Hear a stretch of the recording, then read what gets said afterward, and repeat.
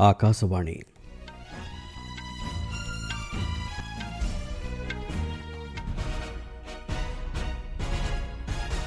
संवाद पढ़ुछन्ते चंदन घोष। मुख्य संवाद राफेल युद्धजेट्रे प्राय 25 मिनिट धरी आज उड़ाण कले राष्ट्रपति। गत एक दशंधि सामुद्रिक क्षेत्र में उल्लेखनीय रूपांतरीकरण सहित बंदर भित्तिभूमि और वाणिज्य कारोबार को प्रोत्साहित करिसेंती सरकार, कहिले प्रधानमंत्री। कोईला खनि निलामर चतुर्दश पर्यायर आज है शुभारंभ। आदर्श युव ग्रामसभा पदक्षेपर आसंता काली शुभारंभ हेबो नुआदिल्ली रे। एवं हाइलो ओपन 2025 बैडमिंटन टूर्नामेंट रे भारतर लक्ष्य सेन, किरण जॉर्ज और उन्नति हुदा प्रवेश कले द्वितीय पर्याय रे।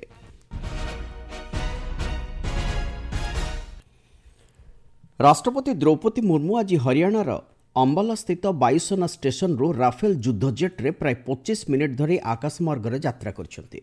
भारतीय सेना बाहिनीर सुप्रीम कमांडर भावे राष्ट्रपति आज एही यात्रा करथिले। राष्ट्रपति आज सकाळे अंबालार एही वायुसेना स्टेशन रे पहुंचिबा परे तांकु आनुष्ठानिक भावे गार्ड ऑफ ऑनर प्रदान करा जायथिला। पूर्वरु वायुसेना मुख्य अमरप्रीत सिंह समेत बहु विशिष्ट व्यक्ति राष्ट्रपति मुर्मू को स्वागत करथिले। पूर्वरु राष्ट्रपति मुर्मू आसामर तेजपुर स्थित वायुसेना केन्द्रରୁ सुखोई 30 MKI युद्ध विमान रे मध्य यात्रा करिसारिछन्ते।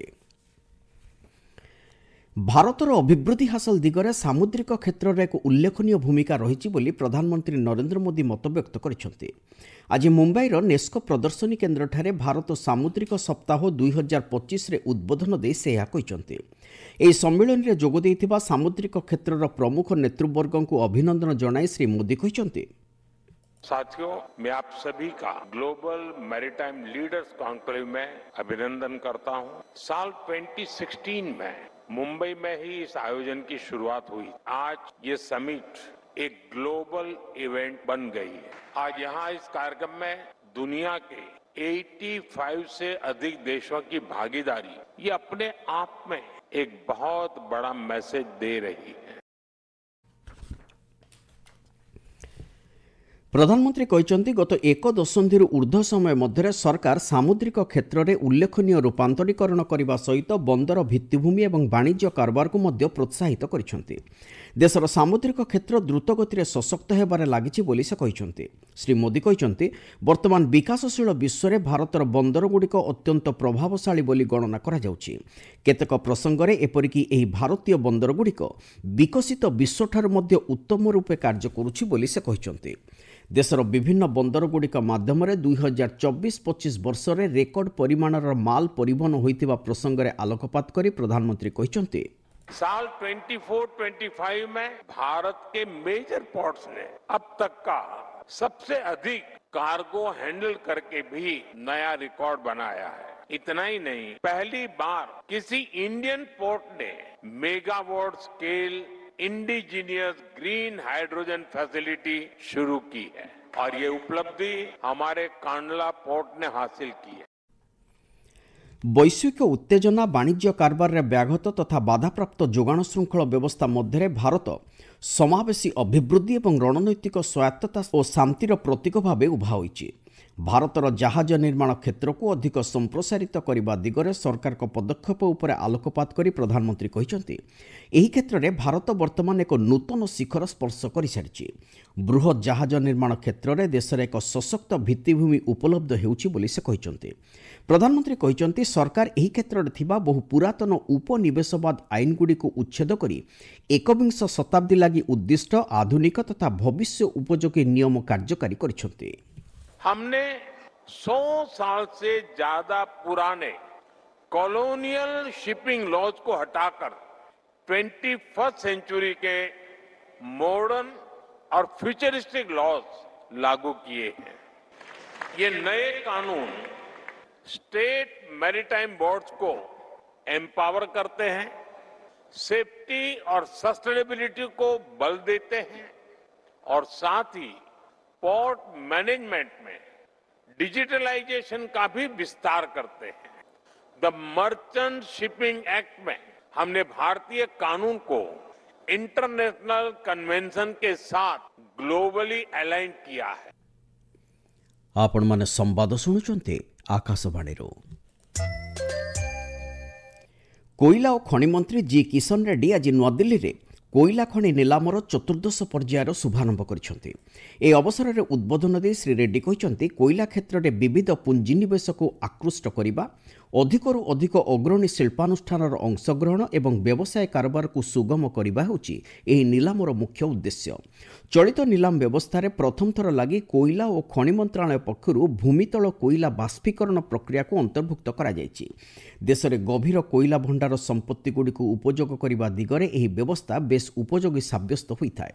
ଏହି ଅବସରରେ କେନ୍ଦ୍ରମନ୍ତ୍ରୀ ଶ୍ରୀ ରେଡ୍ଡୀ କୋଇଲା ଶକ୍ତି ଡ୍ୟାସ୍ବୋର୍ଡର ମଧ୍ୟ ଶୁଭାରମ୍ଭ କରିଛନ୍ତି।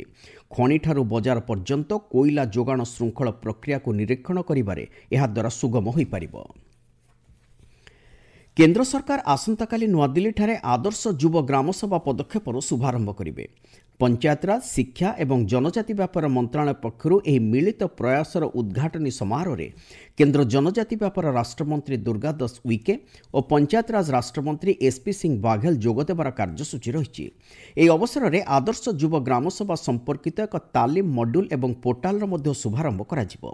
ଏ ସମ୍ପର୍କରେ ପଞ୍ଚାୟତରାଜ ମନ୍ତ୍ରଣାଳୟ ପକ୍ଷରୁ ଜାରି କରାଯାଇଥିବା ଏକ ବିବୃତ୍ତିରେ କୁହାଯାଇଛି, ଜନଭାଗିଦାରୀକୁ ଅଧିକ ସଶକ୍ତ କରିବା ସହିତ ଗ୍ରାମସଭା ଅଧିବେଶନଗୁଡ଼ିକରେ ଶିକ୍ଷାର୍ଥୀମାନଙ୍କ ଅଂଶଗ୍ରହଣ ଉପରେ ପ୍ରାଧାନ୍ୟ ଦିଆଯାଇ ସ୍ଥାନୀୟ ଶାସନ ବ୍ୟବସ୍ଥାରେ ଯୁବବର୍ଗର ସମ୍ପୃକ୍ତି ଉପରେ ସରକାର ଗୁରୁତ୍ୱ ଦେଉଛନ୍ତି।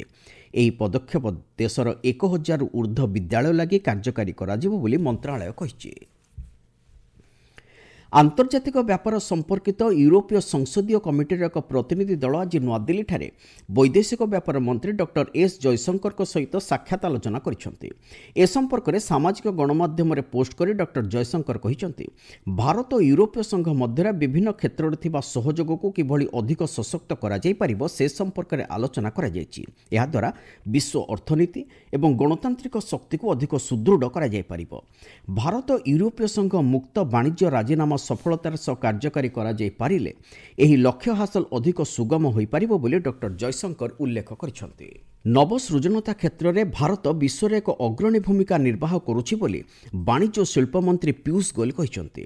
ଆଜି ନୂଆଦିଲ୍ଲୀଠାରେ ଅନୁଷ୍ଠିତ ଉଦ୍ୟୋଗୀ ସମାବେଶରେ ଉଦ୍ବୋଧନ ଦେଇ ଶ୍ରୀ ଗୋୟଲ କହିଛନ୍ତି, ଭବିଷ୍ୟତକୁ ଦୃଷ୍ଟିରେ ରଖି ବିକାଶ ଲାଗି ନୂତନ ଚିନ୍ତାଧାରା, ଉତ୍ପାଦ ଏବଂ ଜ୍ଞାନକୌଶଳ କ୍ଷେତ୍ରରେ ଭାରତର ନବସୃଜନତା ବିଶ୍ୱସ୍ତରରେ ଆଦୃତ ହୋଇଛି।